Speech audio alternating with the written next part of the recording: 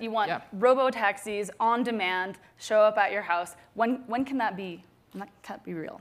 Well, I think the starting point for this self-driving technology is a rideshare business. And the reason for that is that these are already up and running. People know how to use them.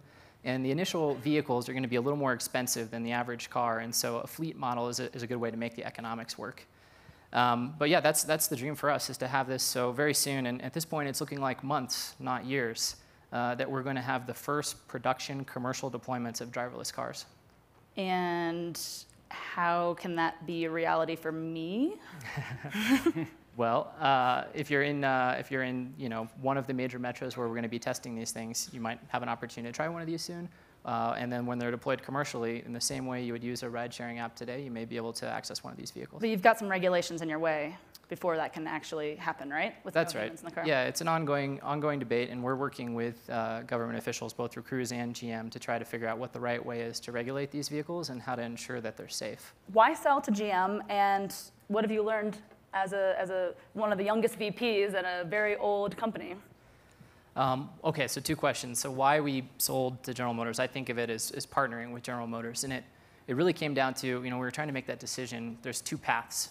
There is sort of have maybe the pride of having your own individual startup, and it's you against the world, and just like, beating against the grain and trying to make that happen. And then that in this case was at conflict with our true mission, which is to get these self-driving cars on the road as quickly as possible. And when we look at what General Motors brought to the table, which is decades of automotive experience, assembly plants, lots of capital, there's no doubt that we could accelerate that mission and compress the timeline by partnering with one of the biggest automakers in the world. And so we had to sort of suck up our pride and do what was right, I think, for the mission here.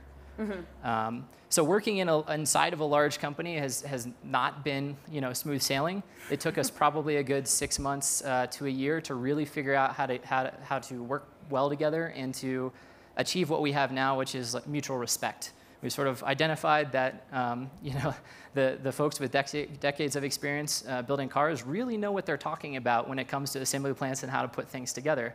And did they see you as just like the young jerks walking in telling them how to do their jobs? I'm sure some people thought that at first. and it went way too far in that direction when we first got started. But over time, I think we've developed a mutual understanding and figured out that when it comes to software that's really complex and it needs lots and lots of cycles of iteration to achieve the level of perfection you need to replace a human driver, that we should leverage Silicon Valley talent and the people at Cruise to do some of that work.